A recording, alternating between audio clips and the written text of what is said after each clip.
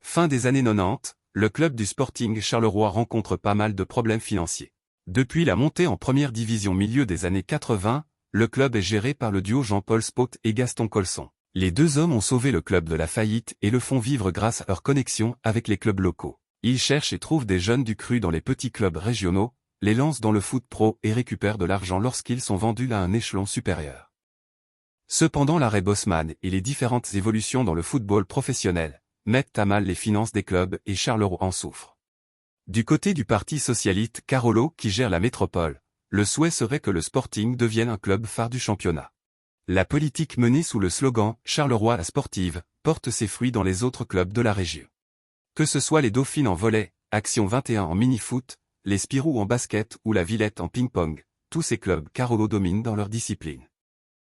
Pour ce faire, sous le couvert de différentes manœuvres financières opaques et qui seront jugées frauduleuses, les politiques subsidient ces clubs. Mais fin des années 90, on n'est pas encore plongé dans les affaires judiciaires. À cette époque, les politiques veulent construire un nouveau stade pour recevoir des matchs de l'Euro 2000 au Hambourg. De nouveau sans respecter la loi et les procédures, les politiques Carolo vont démolir le vieux stade et en construire un nouveau, de plus de 30 000 places au désarroi des riverains.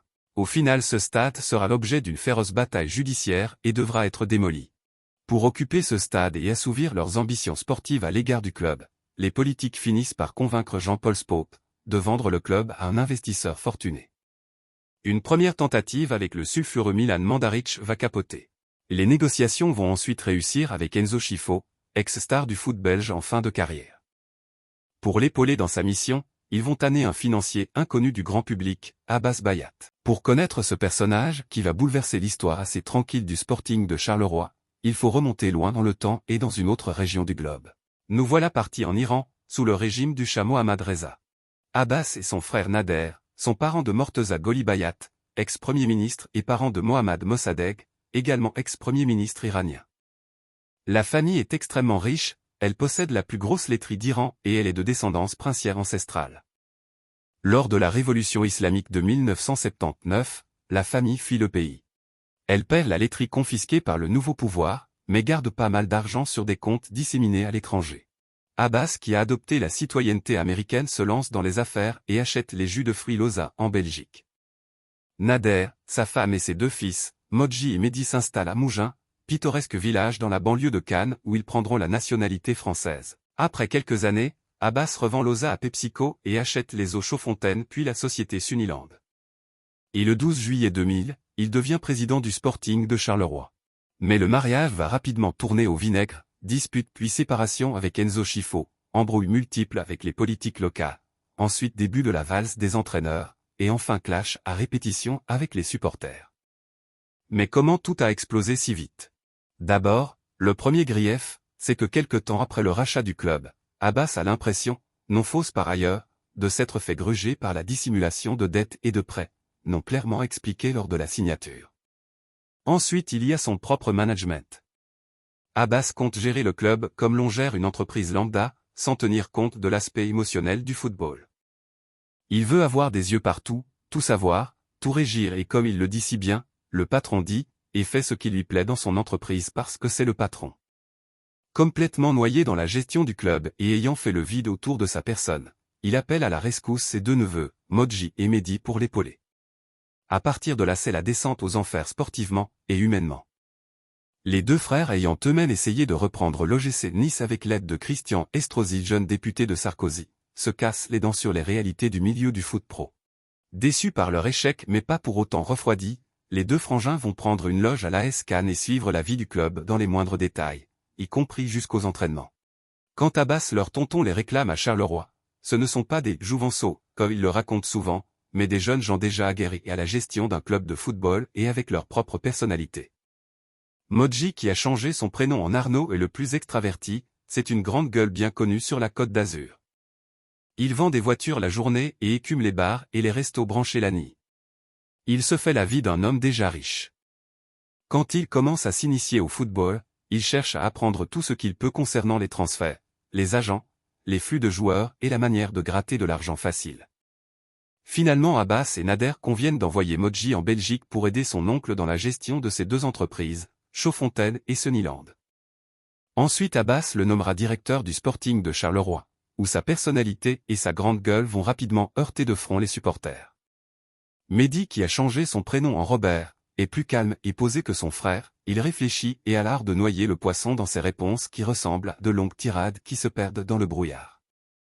Il a l'art de chercher toujours le consensus pour ne pas se faire d'ennemis et se révèle très bon en négociation. Il arrive donc dans les bagages de Modji à Charleroi où Abbas le nomme directeur commercial avec la mission de trouver des sponsors. Ainsi, le trio est réuni, Abbas que les supporters appellent Bayatollah et les deux frangins surnommés les Emenens. Rapidement Modji va passer du côté obscur du métier en montant une combine frauduleuse avec Despiegler, un politique local, dans le financement d'une pelouse synthétique avec une accusation et une condamnation pour faux et usage de faux et 10 mois de prison avec sursis, nous sommes en 2005.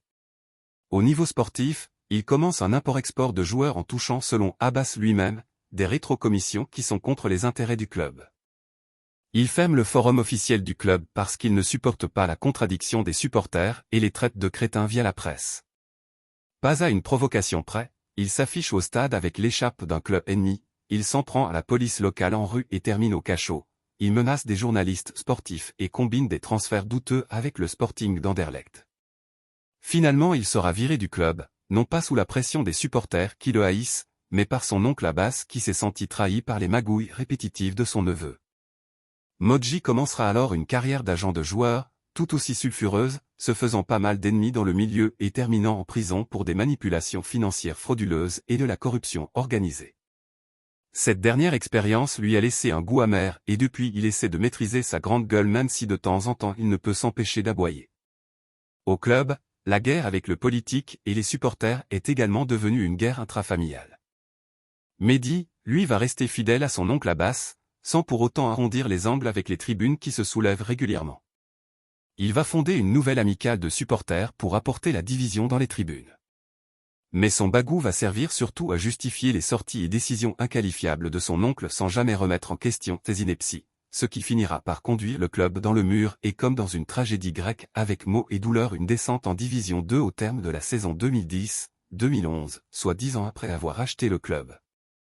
La saison 2011-2012 en Division 2 va être le théâtre de guignols permanents, protestations en tribune, éjection de l'entraîneur Tibor Balog alors que le club était en tête de championnat et finalement une victoire finale qui aussi entre fête et émeute devant la tribune présidentielle.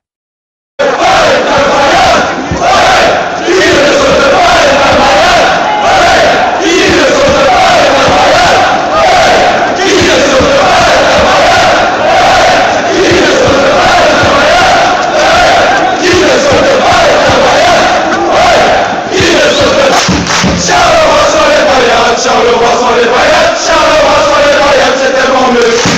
Charleroi sans les paillettes, c'est tellement mieux. Charleroi sans les paillettes, c'est tellement mieux. Charleroi sans les paillettes, Charleroi sans les paillettes, Charleroi sans les paillettes, c'est tellement mieux. Abbas, dégoûté et dépassé par les événements, va alors décider de vendre le club, non sans ponctionner de l'argent pour perfuser son usine de jus de fruits en difficulté et en magouillant avec Mehdi pour y obtenir des facilités de rachat qu'il n'aurait jamais laissées à d'autres. C'est ainsi qu'avec Fabien Debec comme président prêteur de fonds, le clan Bayat reste à la tête du club, avec Mehdi comme directeur. Le bagou, les promesses bon marché et les reniements de parole sont toujours bien présents à Charleroi.